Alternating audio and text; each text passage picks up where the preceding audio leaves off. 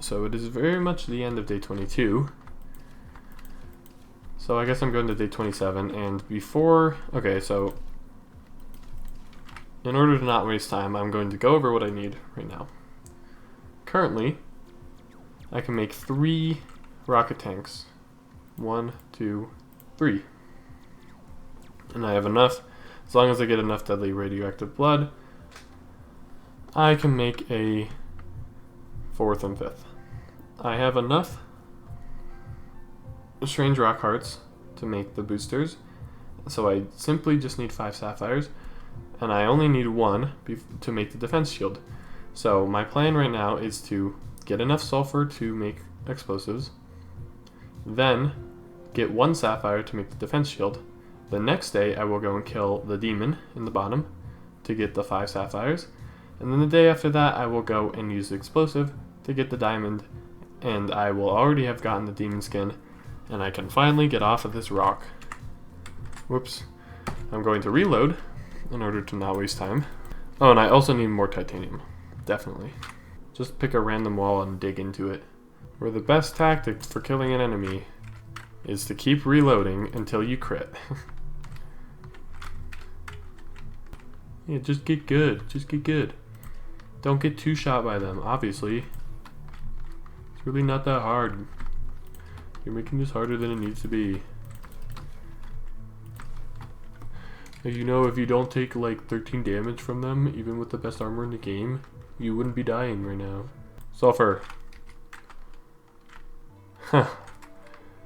Alright, sulfur has been gained. Next, simply... and there it is. The holy sapphire. Now I can get the heck out of here. So I am going to make my 3 rocket parts. And then I'm going to make way more concrete, because concrete is always just a good thing to have. I'll make the rebreather just for the kick of it, and now I get to make the defense shield. What the defense shield does is it puts a bubble around me, and the bubble will block ranged projectiles similar to this guy's, but he's not going to attack me because I have the armor on here. Let me take it off just to demonstrate. It will block ranged projectiles like that for up to 50% of my max health. But the thing about it is it recharges in 2 seconds. So what it basically means is that I have become almost immune to any ranged projectile as long as I can kill the enemy fast enough. It does not work against any melee attack, meaning that any contact damage or any bite, any claw, any scrape will pass right through the energy shield and hit me. Which may sound annoying, and it is, but I feel like it makes it pretty balanced.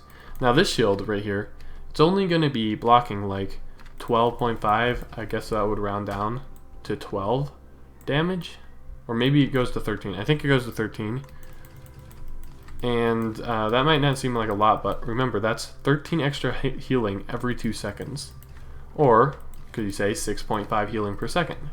Basically, with this one upgrade, I have gotten myself 6.5 healing every single second.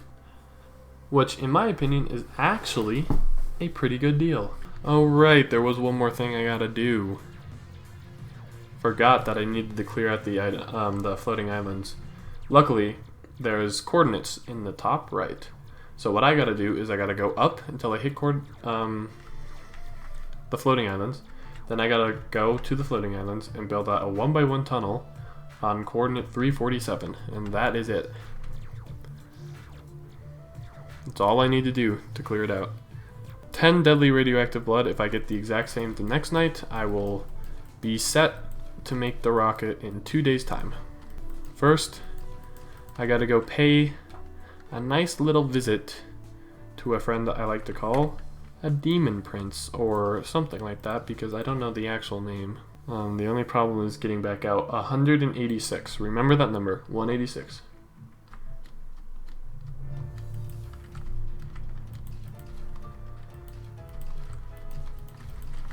Spawns little doggos, but they don't do much. Got him.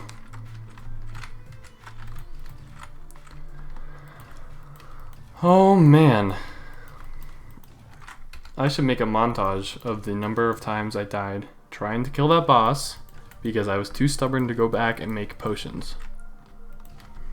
It would amaze you what my level of stubbornness will do to me in this game. And you know what? In fact, I think I am going to make a time lapse of me killing the boss. No, of me trying to kill the boss over and over and over and over and dying over and over and over and over until I finally got it because I actually killed the heavy particle birds. So enjoy that. It shouldn't take longer than, 3-4 minutes. Just kidding, it's not that long.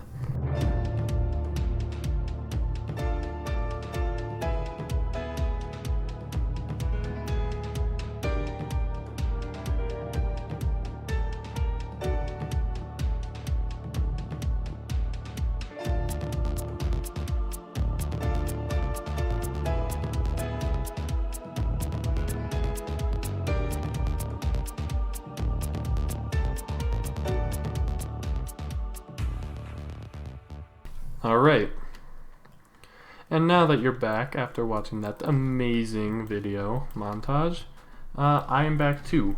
Back where, you may ask? On the surface, because now I get to go kill floating islands. 347 is the number to beat.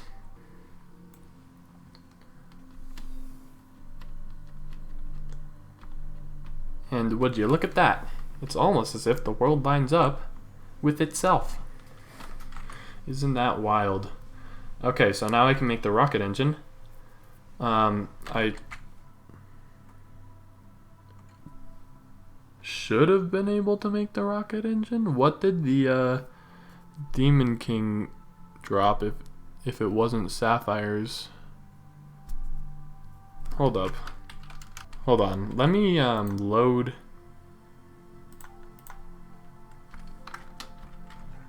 It's 7 sapphires, game.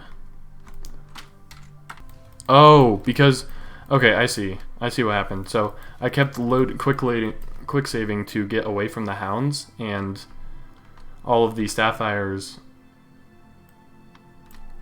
Why did I just do that? I don't know. I'm wasting concrete. Not that it really matters at this point, but or that it ever mattered. Okay, so what happened there was the Demon King Prince. Whatever, king? Is it king? It dropped 7 sapphires, plus there was a powerful particle emitter there too. But the only problem is I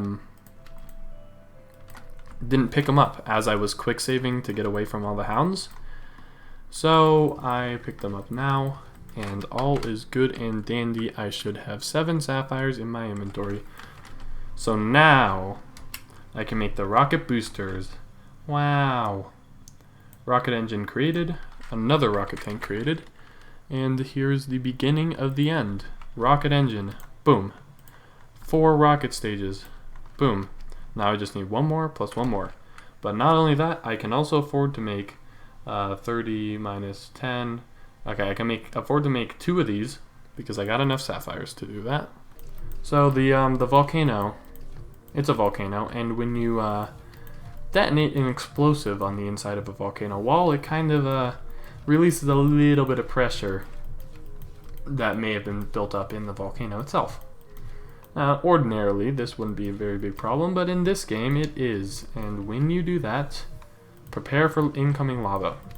Now, also, the jetpack does not work too well under basalt, or in basalt I should say. The plan is to rely on RNG. You detonate the thing, and you detonate the diamond and grab it. Then you quick save. And then, since the jetpack doesn't work very well, but it still works, if you shotgun jump while holding space, you will gain a ton of vertical ground, I should say. I guess is the right word. And while you're gaining that ground, I'm also going to check what's left of this thing. Nothing? Did it all fall?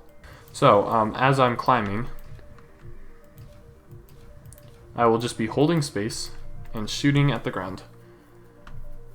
and that will work. Trust me. Ah, here's one. Okay. Get ready to run.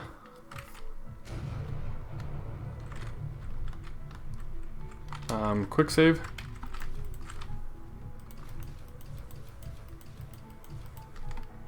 And then I'm gonna shoot up to here. Yep. So now I'm ahead of the curve, and the lava slows it, or the water, I mean, slows down the volcano just a bit. So the lava actually will go through this entire chamber, but at a very, very slow rate. So I don't really have anything to worry about at this point in time, other than building the rocket. And yeah, since the world is a tropical world, the lava it has a ton of pressure, but it's not actually a lot of lava in terms of what the game considers to be lava. So once it gets to the top, if any water gets on it, it'll turn into like the new basalt that you can mine, and it will stop rising altogether because the basalt like block is actually incredibly pressure resistant. And I need 3 more titanium because obviously I am not very good at math. Uh-oh. This isn't looking too good. We're gonna need a bigger boat. Okay, so the question is, how do I do this?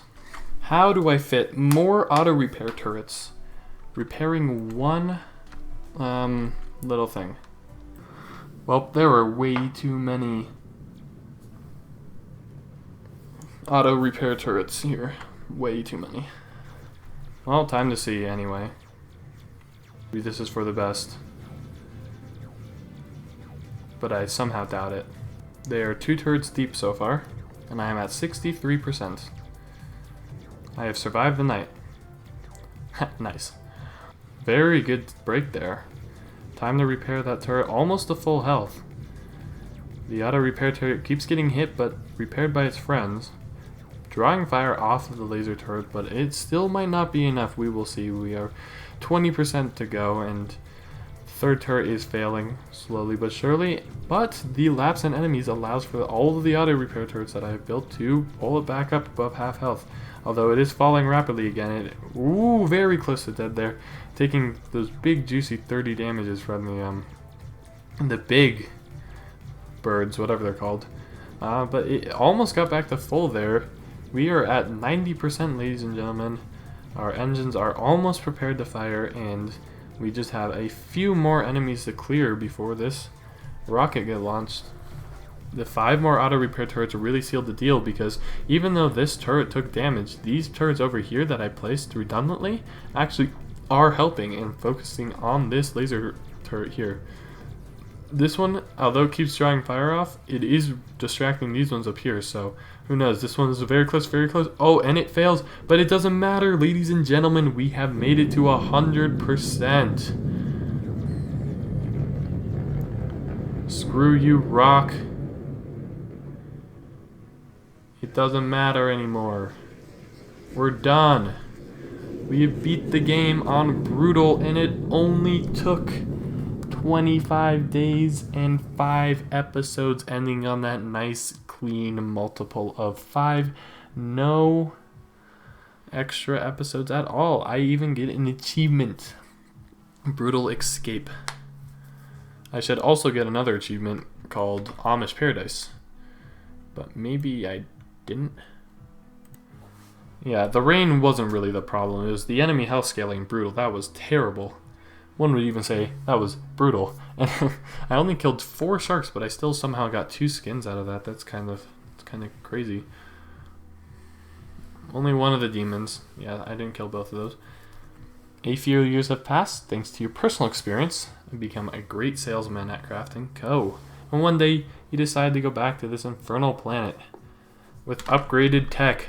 Now look at me. The enemies better fear me. And screw this planet. I hate it so much.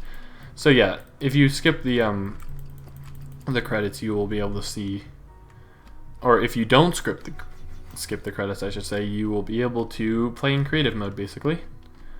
not even basically. You get 100 damage resistance, infinite oxygen, advanced flashlight, which is the one that you actually can make in game. So apparently Craft & Co.'s flashlight technology has not